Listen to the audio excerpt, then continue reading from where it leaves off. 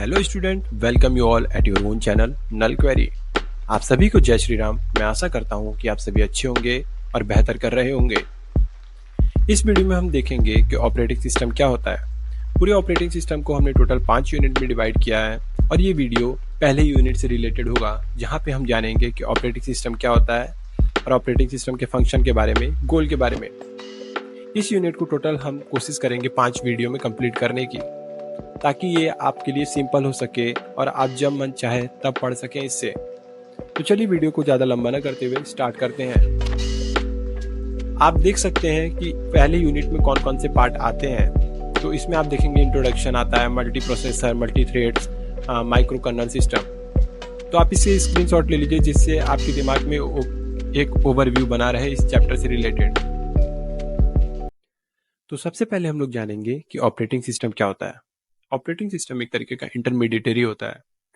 Basically हम सबसे आसान शब्द में कहें तो बिचौलिया, जो आपकी बात को पहुंचाता है कंप्यूटर तक। बेसिकली ऑपरेटिंग सिस्टम एक तरीके का सॉफ्टवेयर होता है जो आपके दिए हुए कमांड को समझकर कंप्यूटर के लैंग्वेज में उसको कन्वर्ट कर कर हार्डवेयर तक पहुंचाता है, जिसके जरिए क्या होता है कि हार्डवेयर आपकी बात को समझता है और उससे रिलेवेंट आउटपुट जनरेट करता है, और उस आउटपुट को थ्रू ऑपरेटिंग सिस्टम आपको स्क्रीन पे शो करता है। तो हम कह सकते हैं कि ये एक्ट करता है एक तरीके का इंटरमीडिएटरी की तरह between user and interface, I mean hardware. और सेकंड थिंग ये कि ऑपरेटिंग सिस्टम एक तरीके का रिसोर्स मैनेजर होता है और एलोकेटर। बेसिकली आपके कंप्यूटर में जितने भी रिसोर्स होते हैं उसको हैंडल करने का काम करता है।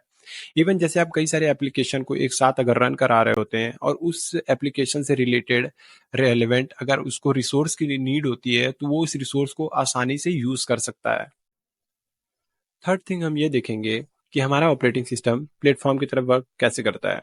ये अलाउ करता है installation and execution of application program. जैसे कि आप देख सकते हैं, ये एक तरीके का प्लेटफॉर्म है जो कि ऑपरेटिंग सिस्टम के ऊपर बना हुआ है, और इस प्लेटफॉर्म के अंदर कई सारे एप्लीकेशन इंस्टॉल हैं। इस एप्लीकेशन को यूज करके यूजर कमांड दे रहा है और उस कमांड को ऑपरेटिंग सिस्टम कैरी फॉरवर्ड कर रहा है हार्डवेयर तक, और उस कमांड से रिलेटेड जो भी आउटपुट होगा वो आपको शो करेगा। इसका एग्जांपल देख सकते हैं आप, उबंटू, मैक, विंडो। तो अब हम देखेंगे कि गोल ऑफ ऑपरेटिंग सिस्टम क्या होता है।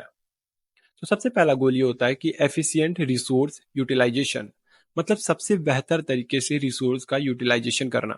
जैसे कि मान लीजिए कि अगर आपके पास एक मुट्ठी चावल है और एक मुट्ठी चावल में अगर आप 2 लोगों को खाना है, तो क्या करेंगे आप उसको इस तरीके से बांटेंगे कि जिससे आप भी खा सकें और जो दूसरा व्यक्ति हो वो भी खा सके। तो ये क्या करता है, ये मैक्सिमाइज करता है use of system resource like CPU, memory and input output device.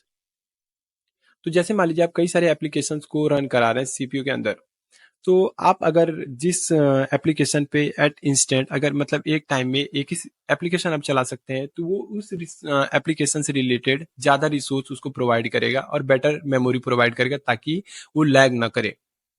और सेकंड हम देखेंगे कि यूजर कन्वीनियंस। जैसे मान लीजिए कि अगर आप कोई भी चीज चलाते हैं और आपको देखने में वो भद्दा लगता है और आपको वो चीजें समझ में नहीं आती, तो आप उसे क्यों ही चलाएंगे।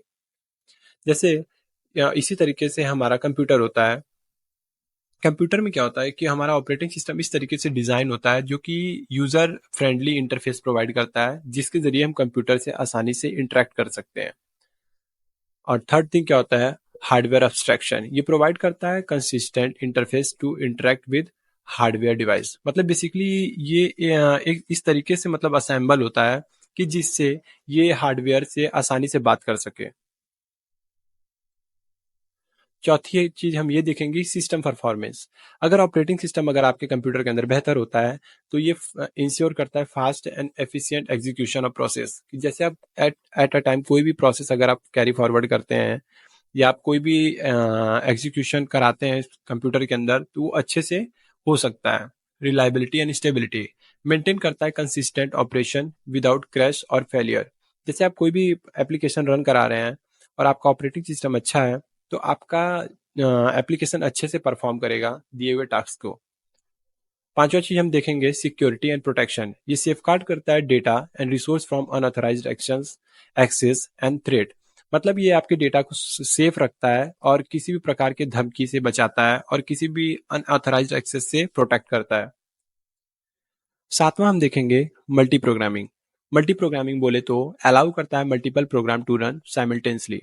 जैसे मान लीजिए आप एक कंप्यूटर सिस्टम के अंदर यूट्यूब भी ओपन करके रखे हैं, स्पॉटिफाई भी ओपन किया है, गेम भी खेल रहे हैं और कोडिंग भी कर रहे हैं। तो एट अ टाइम क्या होगा, जैसे मान लीजिए आप यूट्यूब पे पिक्चर प्ले कर रहे हैं यानी मूवी प्ले कर रहे हैं, तो हमारा सिस्टम इतने इस तरीके से हमारे सिस्टम के अंदर ऑपरेटिंग सिस्टम डिज़ाइन होता है कि वो इस यूट्यूब को काफ़ी ज़्यादा रिसोर्स प्रोवाइड करेगा और उसको इतना एफिशिएंट बना देगा और कि उस दिए हुए टास्क को यूट्यूब पूरे तरीके से कंप्लीट कर सके until it's termination.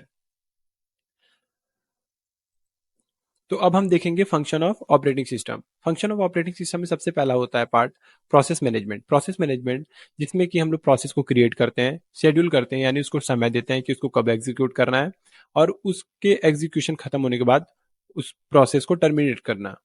Second thing हम देखेंगे मेमोरी मैनेजमेंट। मेमोरी मैनेजमेंट में क्या होता है कि ये उस दिए हुए बनाए हुए प्रोसेस को मेमोरी एलोकेट करता है और प्रोसेस टर्मिनेट होने के बाद डी एलोकेट कर लेता है मेमोरी को। थर्ड हम देखेंगे कि डिवाइस मैनेजमेंट। डिवाइस मैनेजमेंट क्या होता है कि ये मैनेज करता है इनपुट आउटपुट ऑपरेशन को, buffering and caching for peripheral.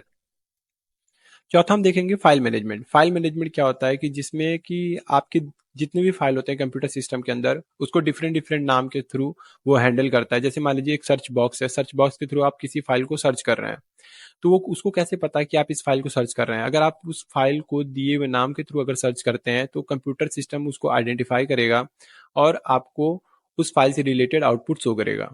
और ये नेटवर्क को मैनेज करता है network protocol, connection and data transfer. Data transfer को स्मूथ बनाता है और कनेक्शन को प्रॉपरली स्टेब्लिश करता है। सिक्योरिटी एंड प्रोटेक्शन, ये प्रोटेक्ट करता है against unauthorized access through authentication, authorization and encryption. Basically मान लीजिए जैसे कि आपके कंप्यूटर सिस्टम के अंदर आपने पासवर्ड डाला हुआ है, तो आपको कंप्यूटर सिस्टम ओपन करने से पहले आपको उस पासवर्ड को डालना पड़ेगा। अगर आप पासवर्ड को नहीं जानते हैं तो आपको उस कंप्यूटर का एक्सेस नहीं मिलेगा। अब इस पार्ट को हम यहीं पे रैप अप करते हैं और मैं आशा करता हूँ कि मैंने इस वीडियो में जो भी टॉपिक को बताया यानी कवर किया, आपको वो सारी चीज़ें समझ में आई होंगी। अगर किसी भी प्रकार की कोई भी क्वेरी आपके दिमाग में रह जाती है तो आप प्लीज़ हमारे साथ उसको साझा करें कमेंट बॉक्स में।